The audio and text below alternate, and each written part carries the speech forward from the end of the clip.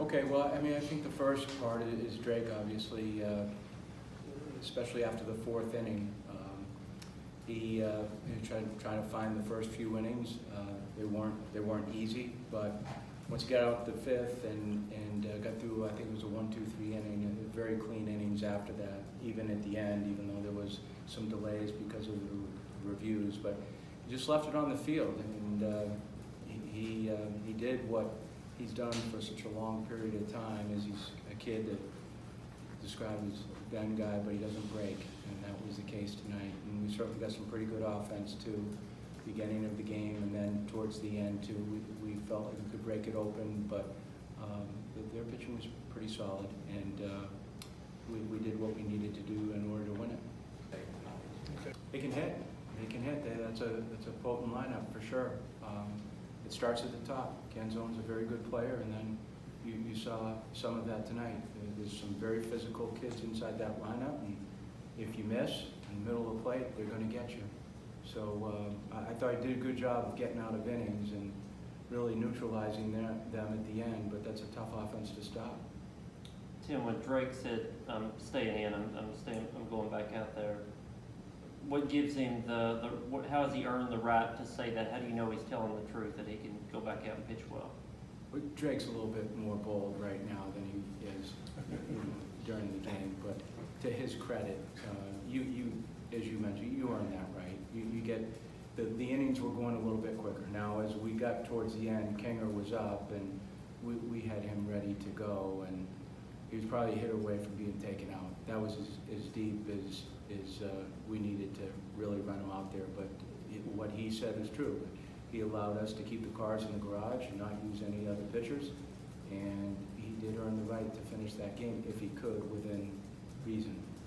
How big an advantage is that in a tournament like this to have only used one pitcher in this game? Well, I think the biggest piece, David, is you just don't know how many games you're going to play, and you could play a lot of games. I mean, you don't want to, but at the end of it, you just need to conserve as many pitchers or keep back as many pitchers as you possibly can. So the fact that he could go the distance was very helpful.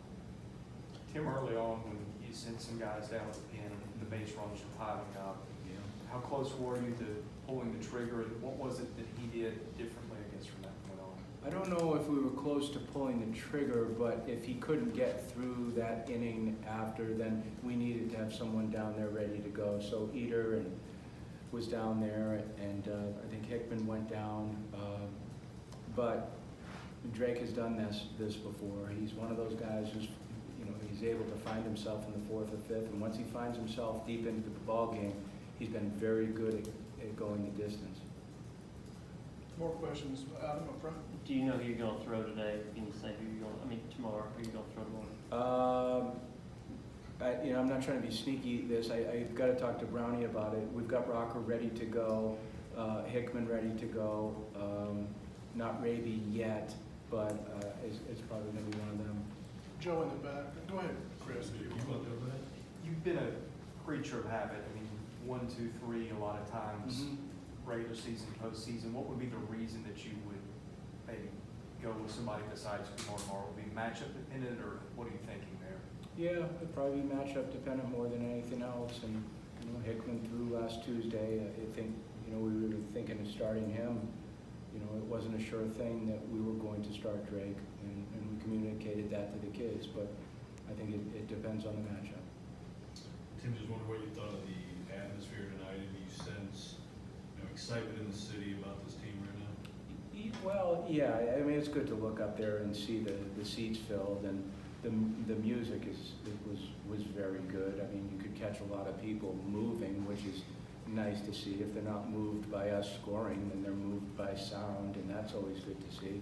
But I thought the atmosphere was very good, for a first game, for sure. Happy for that.